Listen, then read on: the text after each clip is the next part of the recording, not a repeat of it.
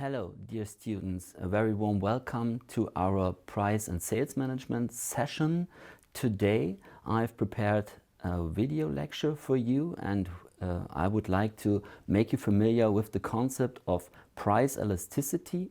This is a very popular, a very important concept, and maybe the most well-known of it is the price elasticity of demand.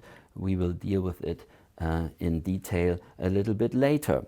In principle, an elasticity is the ratio of the percentage change in one variable to the percentage change in the variable causing the change.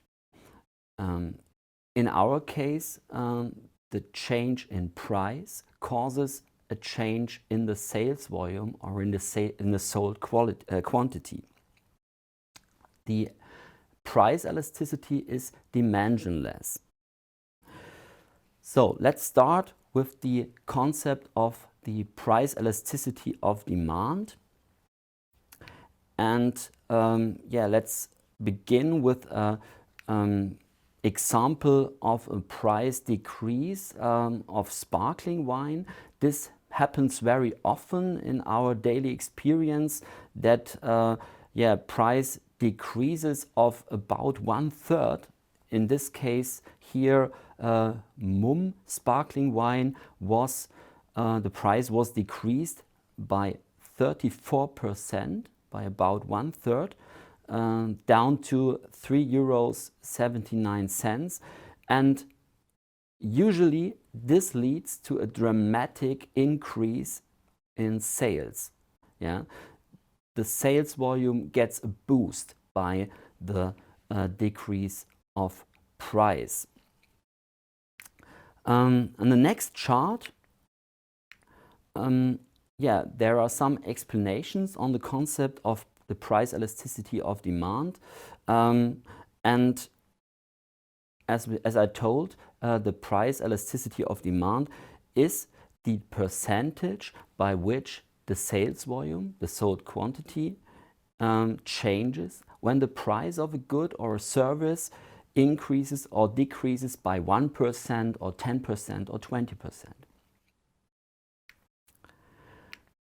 So I can conclude that the price elasticity of demand is the ratio of the percentage change in the sold quantity of a product and the percentage change in its price. This is illustrated in the following figure. On the x-axis or the price axis, you can see that the price is increased from P1 in period 1 up to P2, and the sold quantity in period 1, Q1, decreases down to Q2. This is valid or true and typical for normal goods. In most cases, we experience if the price is increased, the sold quantity will decrease, and vice versa.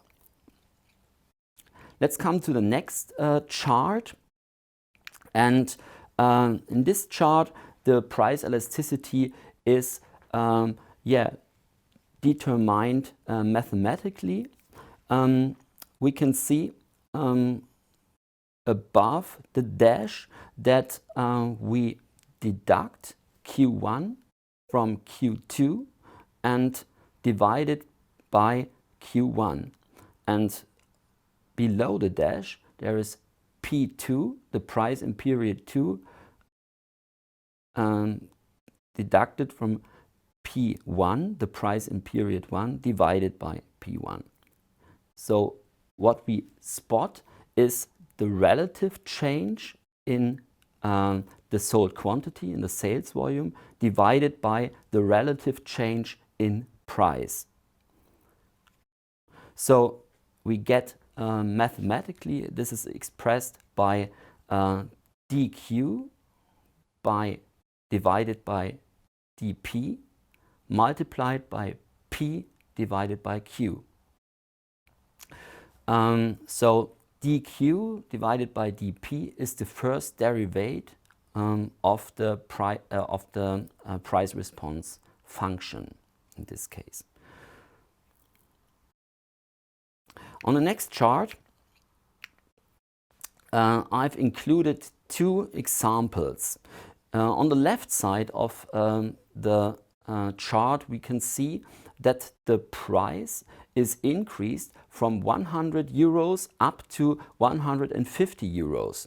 And as you can easily spot, the sold quantity, the sales volume, goes down from 10 units to 8 units, caused by this or influenced by this change in price. On the right side, we can see that the price is increased from 100 euros up to 120 euros.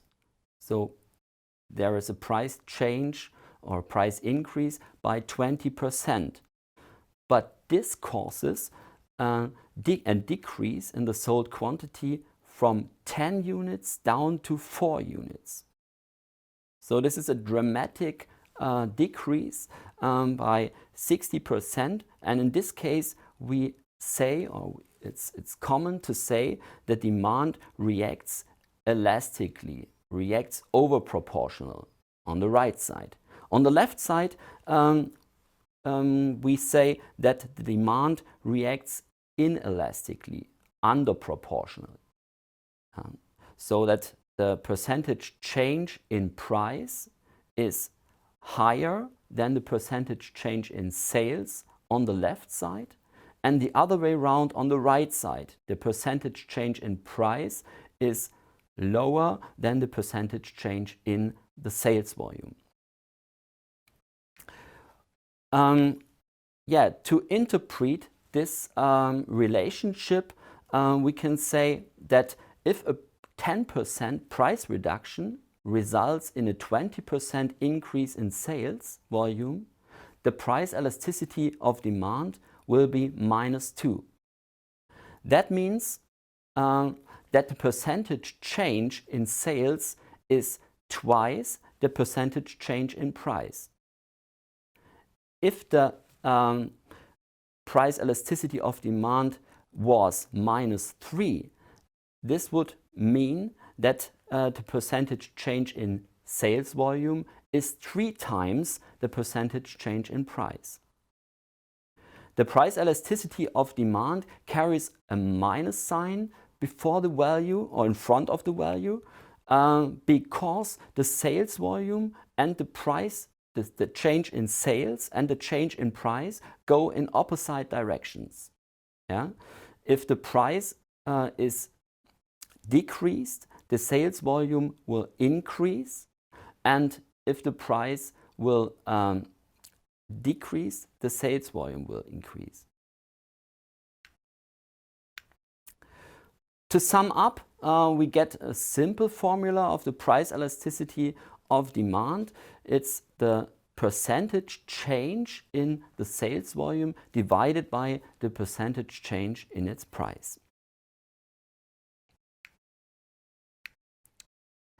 Yeah, to interpret different outcomes, different results of the price elasticity of demand, we have the first case that the price elasticity of demand is below -1 or equals -1. In this case, we say that the demand reacts elastically, or if it's below -1, very elastically. So if a price change leads to an overproportional quantity change, then the demand or the sales volume reacts elastically. This is true for normal goods, and we call this kind of goods substitutes. The second case we can spot is when the price elasticity of demand is bigger than -1 but is below 0. So in this case we say that the demand is inelastic, when the price change causes a disproportionate change in quantity. We call these goods purely substitutable, for example, milk, bread, butter, and medicine, which is very important for the consumers, and you cannot afford to avoid buying this medicine. Another interesting example is cigarettes.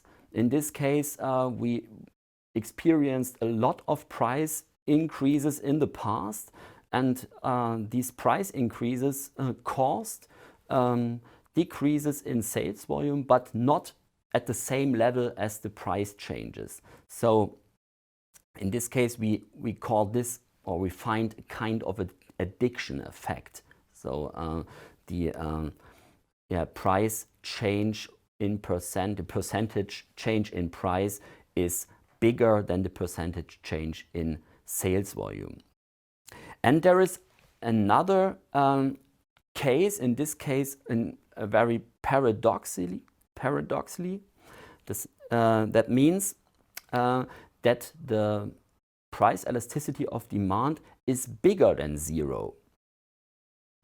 When the increase in price causes a higher demand, an increase in sales volume, this is only true for luxury goods. We can spot the prestige effect of price, and we call this phenomenon the so-called snob effect, or Veblen effect, which was written the first time by Thorstein Veblen in 1899, when he found out that there are some special goods, for instance the Porsche 911 Carrera, which have a high prestige effect, and I think the term snob effect is quite illustrative in this case. There are another special cases when the price elasticity of demand is infinite. So we have a perfectly elastic demand for a good. A minimal price change leads to a very big maximum volume change. Or on the other side, when the price elasticity is 0, then the price elasticity of demand, or the demand, reacts inelastically, perfectly inelastic. In this case, a maximal price change results in no volume change at all. Let's come to some examples I would like to show you to illustrate this concept a little bit detail. I have prepared data for 3 goods, and I would ask you to calculate the price elasticity of demand for each of these 3 goods, and to interpret your results, and in the end to give an example for a corresponding good in each case. At first, I would like to show you how it's done, how the price elasticity of demand is calculated for good 1.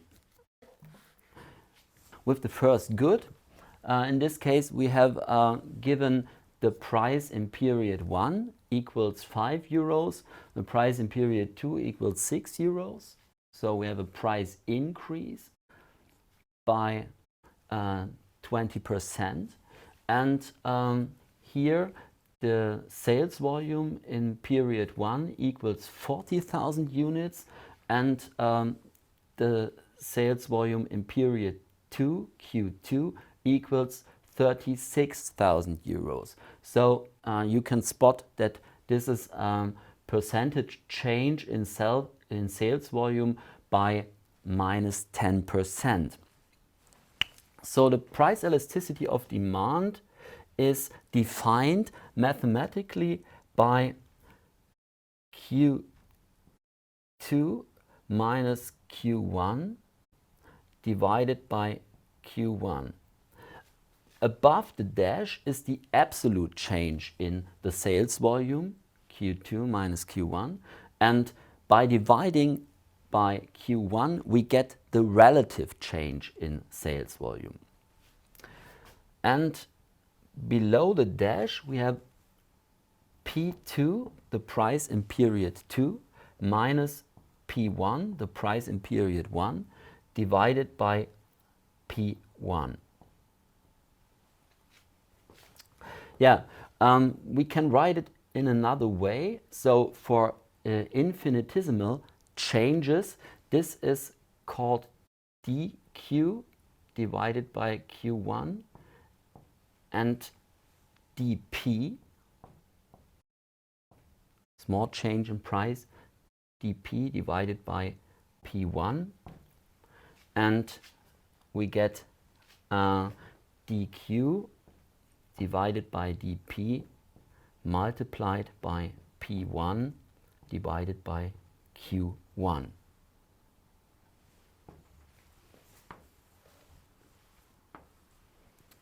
So I would like to put in the given data and to calculate the price elasticity of demand for good 1, and I will do it in the most detailed way using the first expression. So in this case we get Q2 36,000 units minus 40,000 units divided by 40,000 units,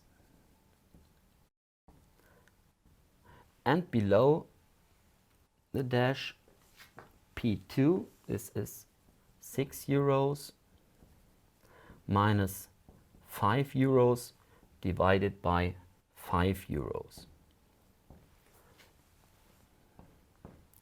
Yeah, it's easy to calculate. In this case, the change or the result of 36,000 minus 40,000 equals minus 4,000 units divided by 40,000, and below the dash, this is also very easy, we get 6 minus 5 equals 1 euro divided by 5 euros.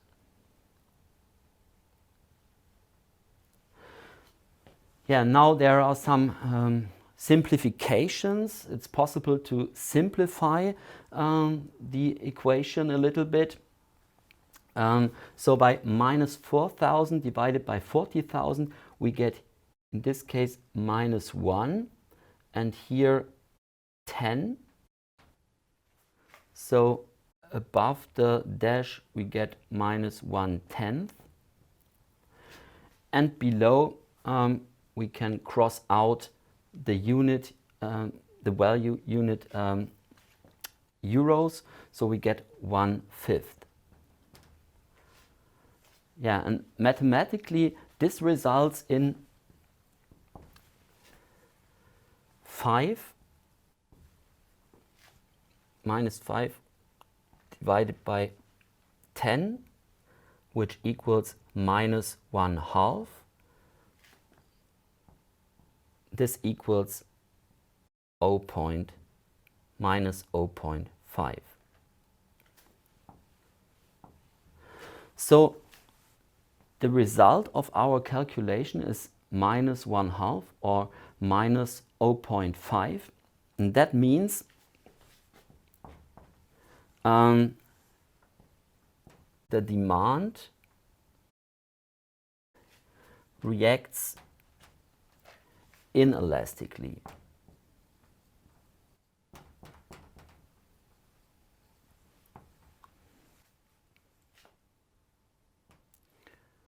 The inelastic reaction of the demand is logical since epsilon is bigger than minus 1, but it's below 0.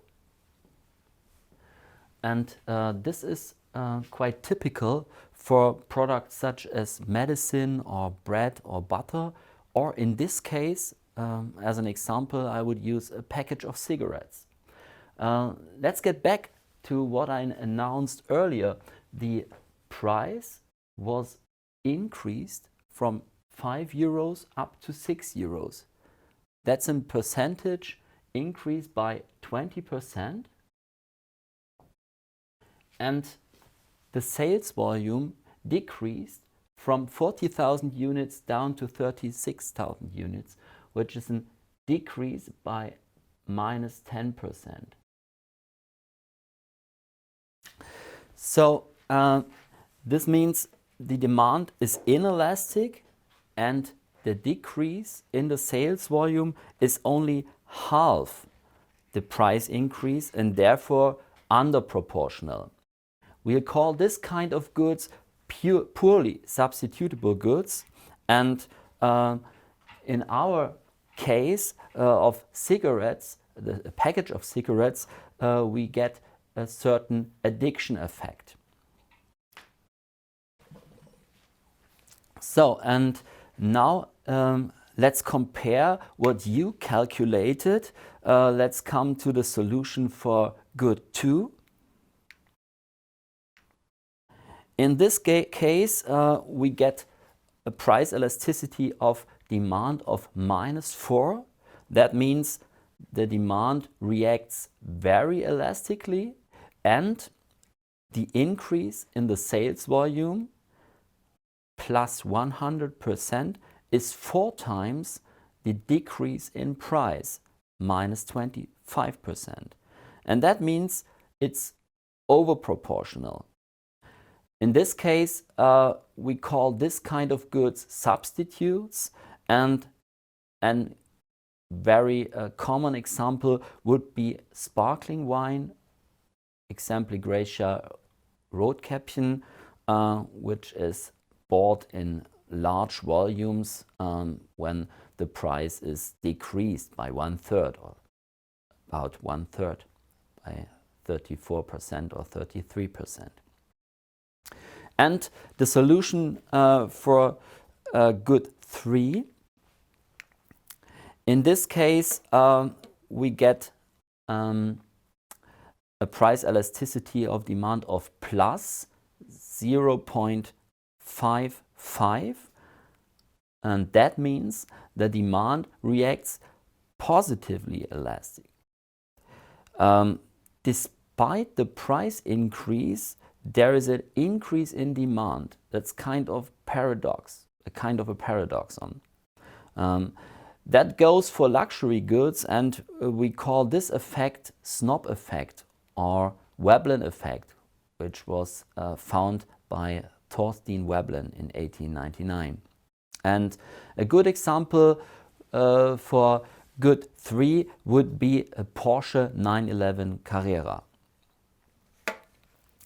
So I hope you understood the concept of the price elasticity of demand, and now I would like to switch to another topic which is a little bit more complicated, the cross price elasticity.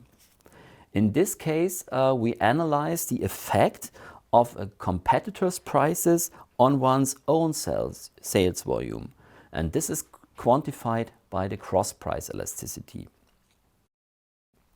Let's have a look at the next chart, and there is written that the cross price elasticity indicates by what percentage the sales volume QA of our own product A changes if the price PB of our competitor's product B is changed by 1% or 10%. Yeah, let's have a look at it in more detail. So I can define the cross price elasticity by the following term. The cross price elasticity of demand measures the responsiveness or the reaction of the demand of a good to a change in the price of another good. To define this idea, this concept mathematically. We have above the dash QA2 minus QA1. This is the absolute change in the sales volume of our own good A. And we get the relative change in the sales volume of our own good A by dividing by QA1. And below the dash, we find the absolute change in the price of our competitor's good B by calculating PB2 minus PB1. And we get the relative change in price by dividing by PB1 again. And on the right side, you can see the mathematical definition of the price elasticity or the cross price elasticity in this case. Yeah, there are more or less two cases which we have to differentiate. If the products A and B are substitutes, or in other words, are in competition with each other, for instance, Volkswagen Golf and Opel Astra, then the cross-price elasticity is positive. That means if our competitor lowers the price by 10% and our own sales, the sales of our own good, goes down by 5%, both changes go in the same direction. And in this case, the cross-price elasticity amounts plus 0.5. The sign is positive since the changes of since both changes go in the same direction. That means if Opel lowers the price for Opel Astra by 10%, the sales volume of Opel Astra will increase. In reaction, the sales volume of VW Golf, our own product, will decrease.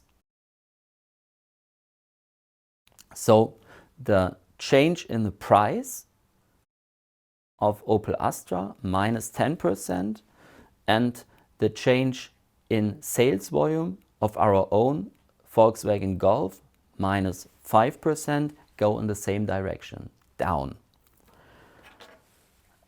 And yeah, this is illustrated on the next figure. We have these two cars, these two brands, Volkswagen Golf and Opel Astra, on this picture in this chart. Yeah, and there is another case.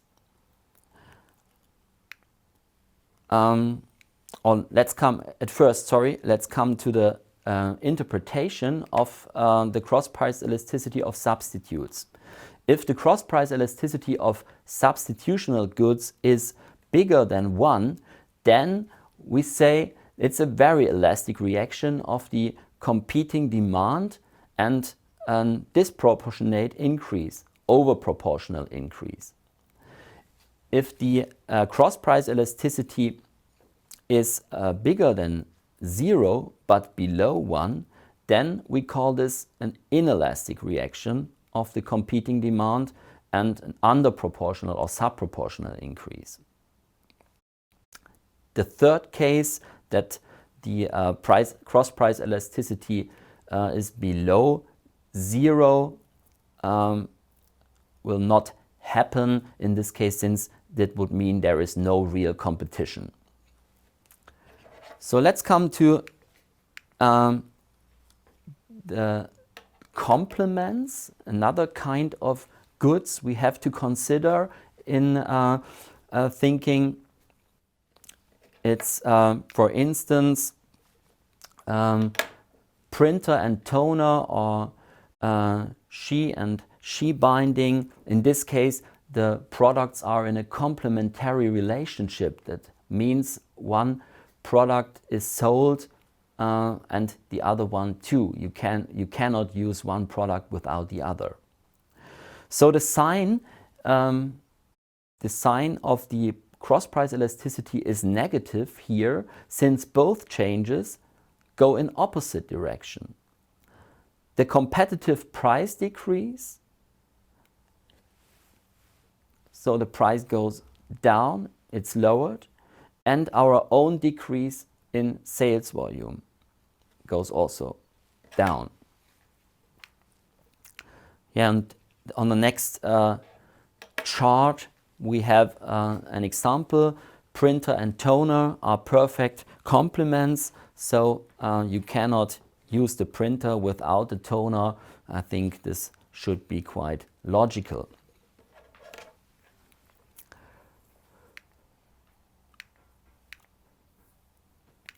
Yeah, to interpret the different types of cross price elasticity in case of dealing with complements, we get a cross price elasticity below -1. That means the competing demand reacts very elastically, and there's a disproportionate decrease or an overproportional decrease.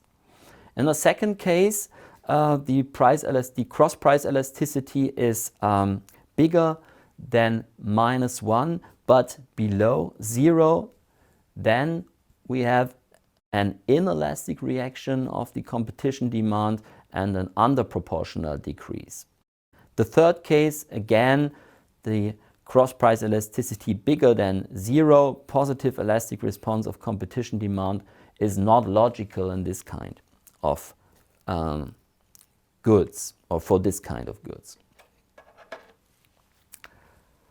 Yeah, to practice this kind of price elasticity, the cross price elasticity, a little bit more, I've prepared the following examples with goods A and B and given data.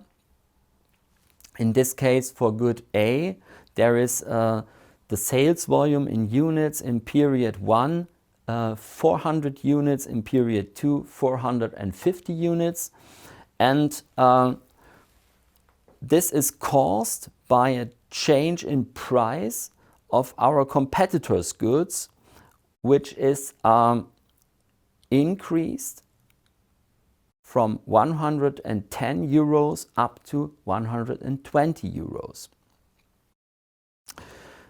And in the second case, we have a price which is decreased from 150 euros down to 120 euros, and this influences our own sales volume, which decreases from 210 units down to 190 units. And I would like you to calculate the cross price elasticities for these given data for the two examples, and to interpret your results and to give each an example for a corresponding good. To make it a little bit more understandable, to illustrate it a little bit better, I would like to show how the cross price elasticity is calculated, and I will give the results for the first example now.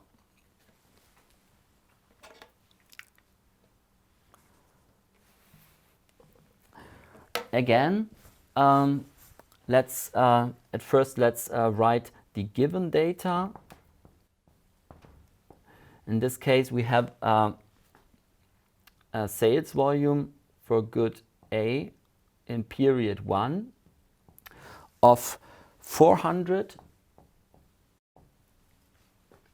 tickets, for instance, and the sales volume of product A in period 2 of 450 units or tickets. And the price of our competitor's good in period 1, PB1 equals 110 euros, and in period 2, PB2 equals 120 euros. So the price elasticity, the cross price elasticity, is calculated by the percentage change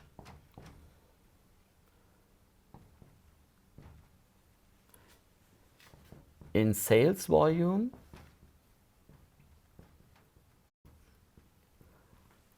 of product A divided by the percentage change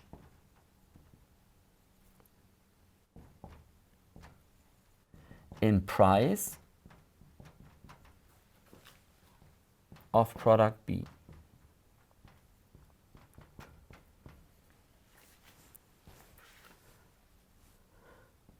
So above the dash we get QA2,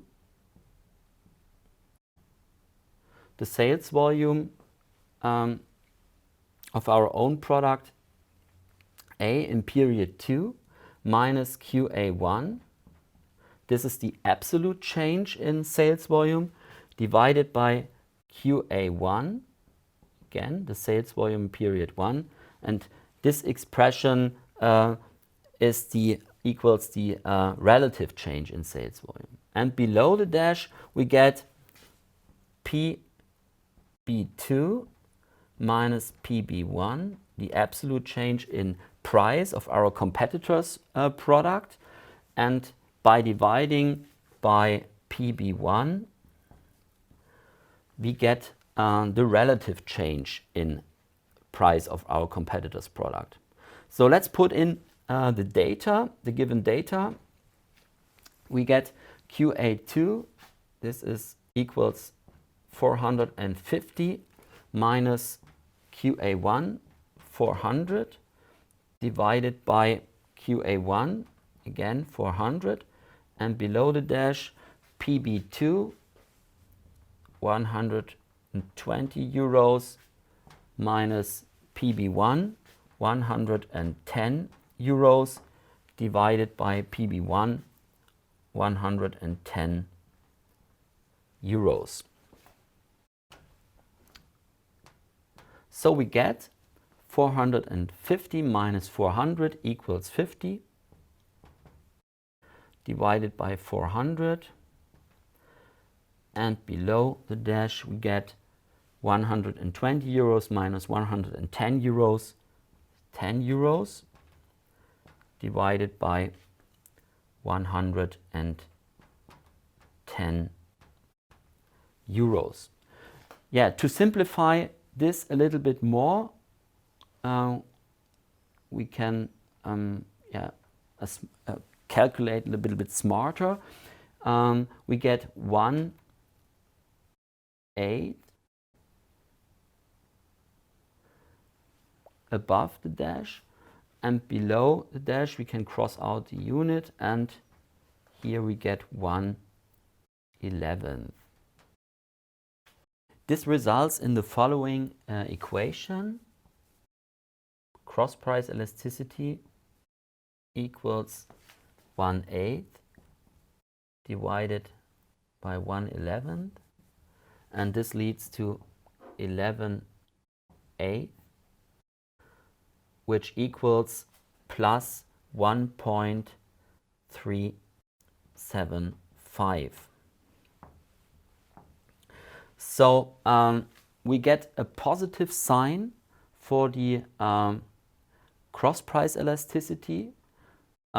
This is bigger than 1, which means that both goods in this case are substitutes, are substitutable.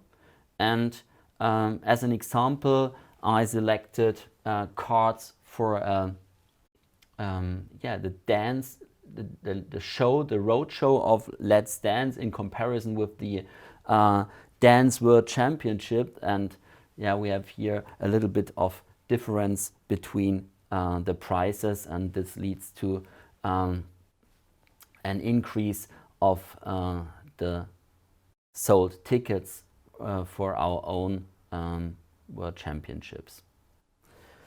Yeah, let's come back to the screen and to another example. In this case,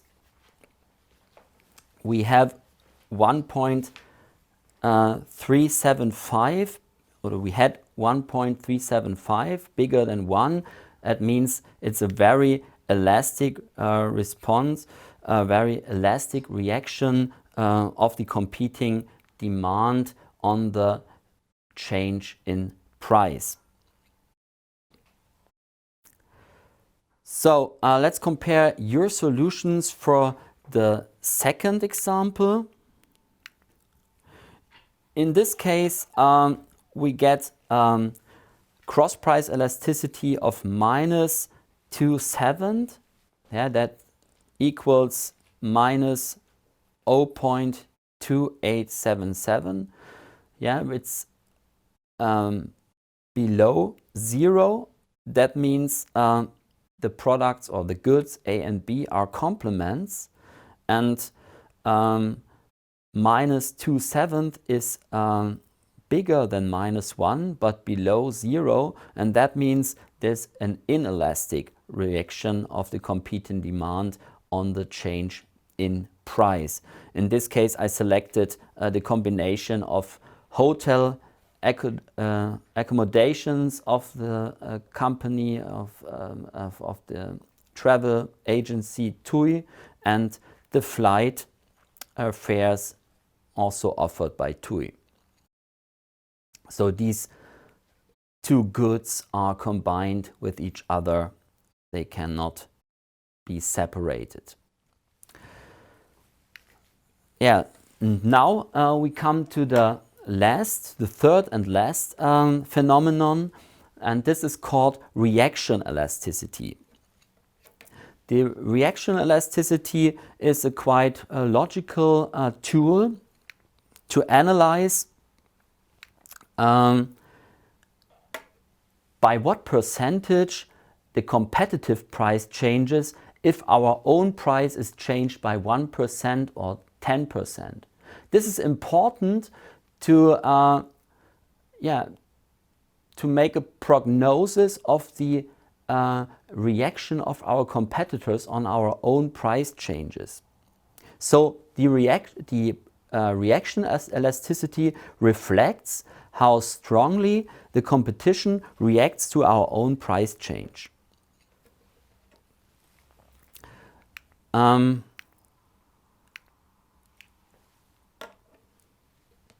The reaction elasticity is defined mathematically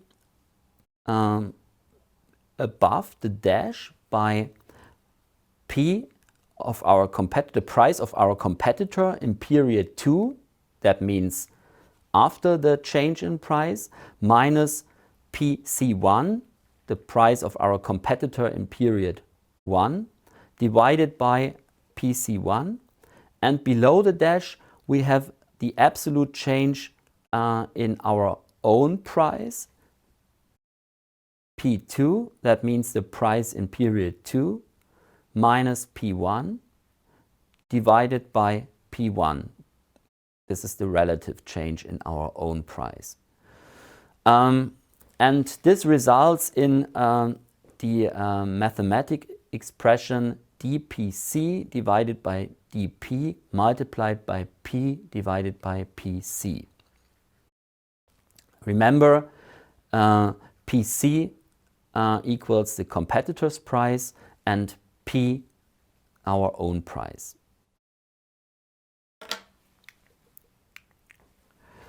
The following cases are possible to interpret the reaction elasticity. Case 1, the reaction elasticity is bigger than 1, is positive and bigger than 1. That means our competitor reacts very elastically to our own price change. So this is disproportionate or overproportional. That means he is very sensitive, he reacts very elastically. And the second case means that the reaction elasticity is below 1. That means our competitor reacts rather inelastically to our own price change. So it's a disproportionate increase or decrease in the price. There are two special cases which are not that important, but I would like to mention them. In the first one, the reaction elasticity equals 0. That means the competition does not react to price changes at all. Yeah, so there is no reaction at all. And in the second case, B, the reaction elasticity is below 0. That means the competition reacts in the opposite way. In our case, if the price is reduced, that leads to a price increase if our own price is reduced, that would lead to an increase in the price of our competitor, which is not that logical. So let's come to the last example. I would like to practice a little bit. I have prepared an exercise for you, and the following scenario is discussed. After a company has increased its price from 40 euros to 45 euros, it finds that its main competitor then raises its price from 30 euros up to 35 euros. And I would like you to calculate the reaction elasticity, ER, and to interpret the result. So I would like to show you what we get on the whiteboard again. The reaction elasticity is defined by the change in price of our competitor, PC2 minus PC1, the price of our competitor in period 2 minus the price of our competitor in period 1. This is the absolute change, and divided by PC1, the price of our competitor in period 1. By dividing, we get the relative change in the price of our competitor. And below the dash, we have our own price, change of our own price, P2 minus P1, our own price in period 2 minus our own price in period 1. It's the absolute change, and by dividing by P1, we get the relative change in our own price. This leads to dPC, for infinitesimal changes, divided by PC1, and dP divided by P1, and we get dPC divided by dP multiplied by P1 divided by PC1.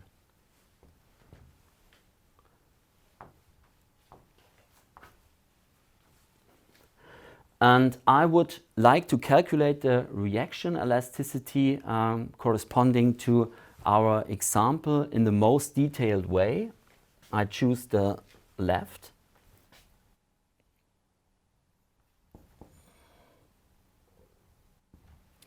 And the given data were of our competitor were 35 euros. There was an increase in price from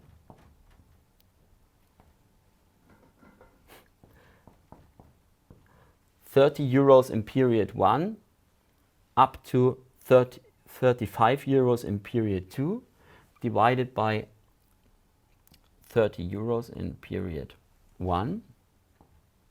And this was caused by our own change in price. In period 1, our own price was 40 euros. And we raised our price up to 45 euros in period 2. And we get the relative change in our own price by dividing by 40 euros. The price in period 1. So this results in the following: 35 euros minus 30 euros, of course, equals 5 euros divided by 30 euros. And below the dash, we get 45 euros minus 40 euros equals 5 euros. So the absolute changes in the prices of our competitor and of our own price are equal. But there is a little bit of a difference. Now we divide again by 40 euros. And we can simplify this a little bit, crossing out the units. And here we get 1/6. And below the dash we get 1/8. So this results in 1/6 divided by 1/8 and leads to 8/6, or a little bit more easier, a little bit simplified to 4/3. And this equals 1.3 period. And the reaction elasticity is positive, and 1.3 period is bigger than 1. That means our competitor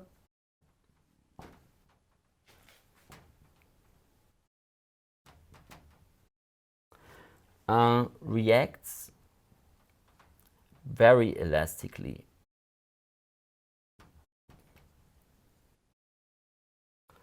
Over proportional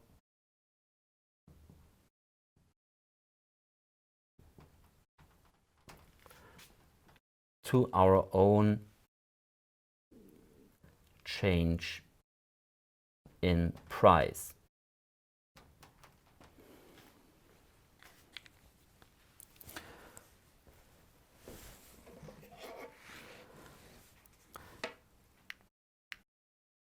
Let's come back, and I hope this was understandable, and you could get some insights on the concepts or of the concepts of the price elasticities, price elasticity of demand, cross price elasticity, and reaction elasticity. For further reading, I would like to suggest the following book, Price Management by Hermann Simon and Martin Fasnacht, where you can deepen your knowledge and maybe get a little bit more impact and impression of how these concepts work out. Thank you very much for your interest, and I hope you can deal with the concept of price elasticity in your own practice, and see you soon to our next lecture. Thank you very much.